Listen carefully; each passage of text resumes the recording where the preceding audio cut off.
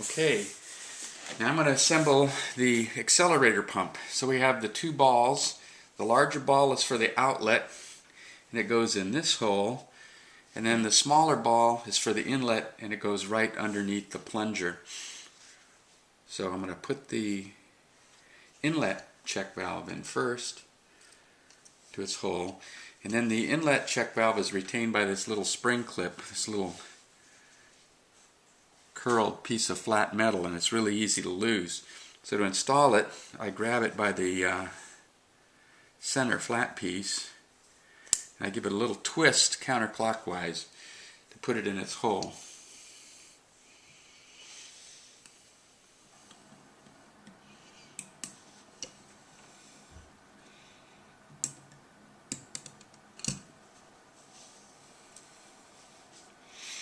And it didn't work, so I'm going to try it again.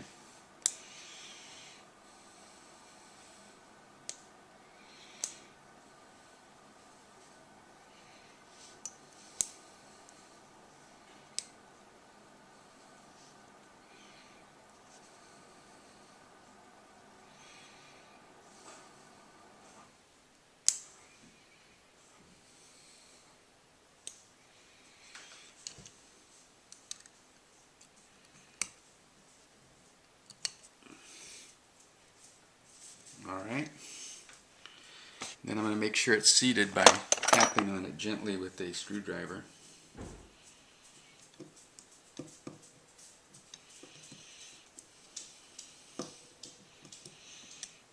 And then you can verify that it's in by turning it over and shaking it, and it doesn't come out.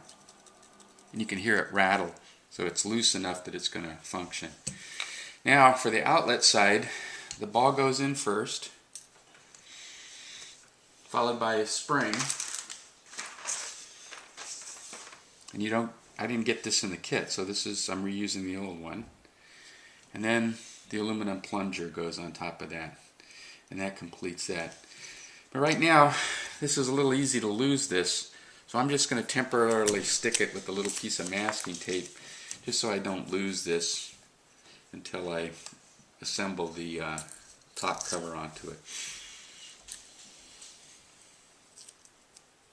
Okay, so we're pretty much done with the fuel bowl assembly, and now we can start putting the pieces back together.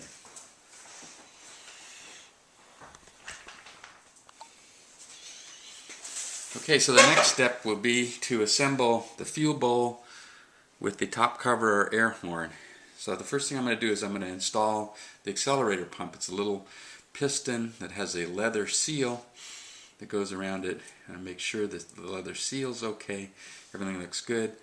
I'm going to remove this masking tape that I put to hold the pump outlet plunger over to make sure it didn't fall apart. I'm going to stick that in there and test its fit, and it seems very nice. Everything's working well.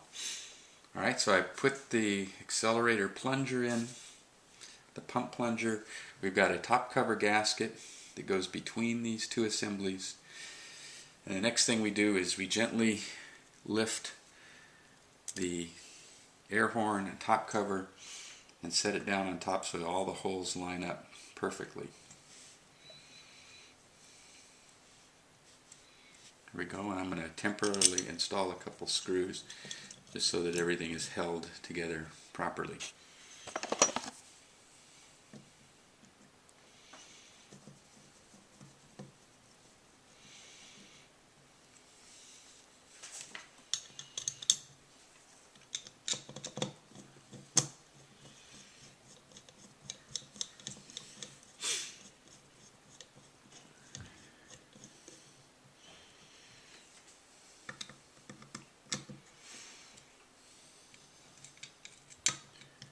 Okay, so that completes the intermediate assembly with the air horn and the fuel bowl.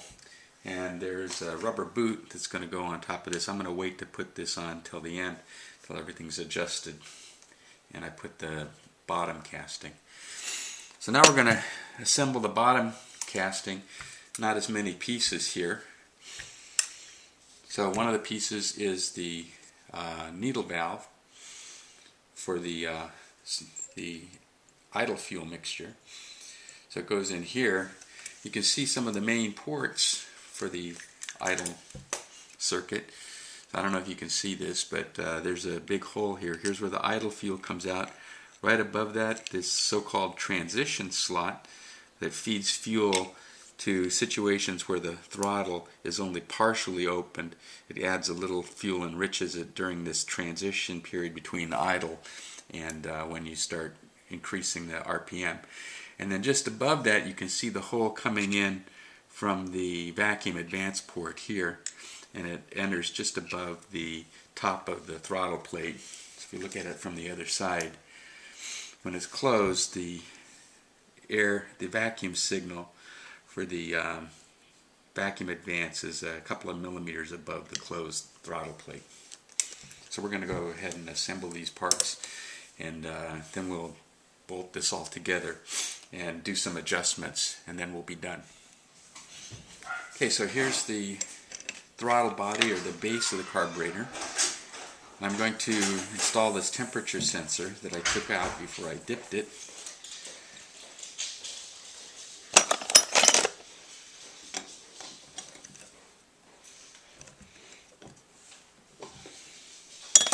And I've got the idle mixture screw with its spring, and it goes in here. You want to turn this in carefully till it just bottoms, and then back it out about a turn and a half, which is a reasonable beginning setting for initial idle mixture. It might go out a little further when you finally have it set properly. But start turning it in gently until you feel it stop, so you don't damage the end of the screw. Okay, so there it stopped, and I'm going to turn it out a turn and a half.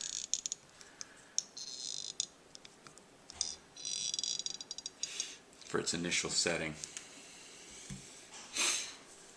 Now there are a number of other adjustments in the factory service manual for initial settings of the secondary and the primary, and they require the use of an angle gauge, and you can certainly try to do that. Some of it requires initial setting of the fast idle with a feeler gauge. You can use a matchstick again, like we did for the float, and adjust it to 1.3 millimeters by putting a couple layers of masking tape on it, so you get the initial setting for the fast idle properly, and then the choke breaker. But I generally don't mess with these settings as if the carburetor was running fine when you disassembled it, because chances are they're not going to change. So I'm not going to do that at this moment. Now I'm going to rejoin the top part with the bottom part, and then attach all the linkage and do some of the other adjustments, and then we'll reinstall it and adjust it and see if it works right. Okay, so now I'm going to assemble the throttle body, or the base of the carb, with the top of the carb and the fuel bowl, using this spacer or insulator that has the EGR inlet.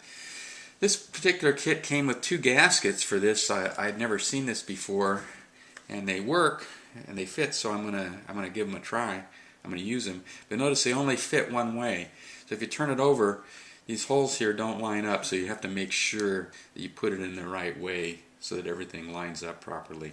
Otherwise, you're not going to get fuel to your idle circuit or to the transition slot of the secondary.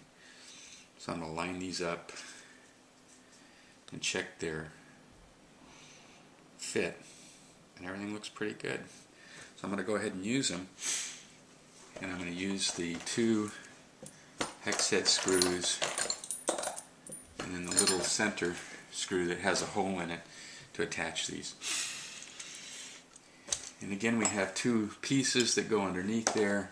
We have something for the choke, and then one for some kind of a spring holder that goes underneath there.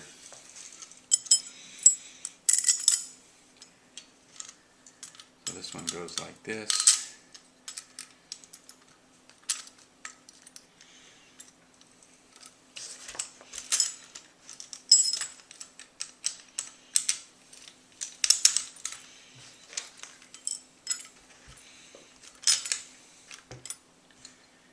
one for the choke.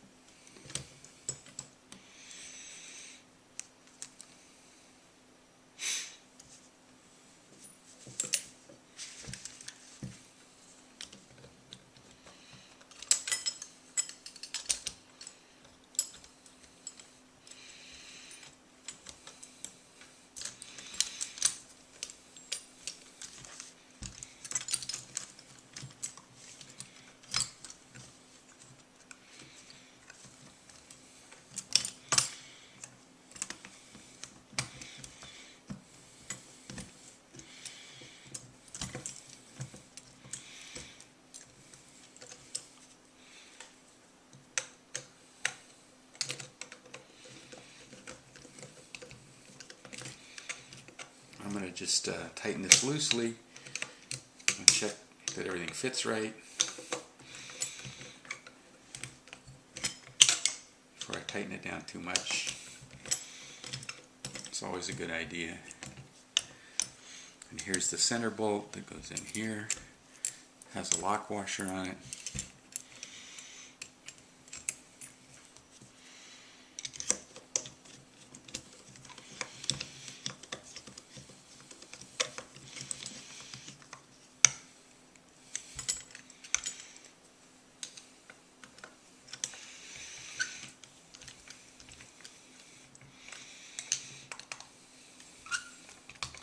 There, it's looking an awful lot like a carburetor now.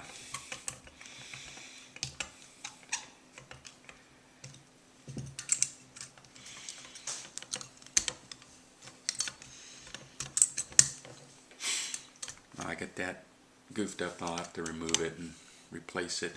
But anyway, that's looks like a carburetor.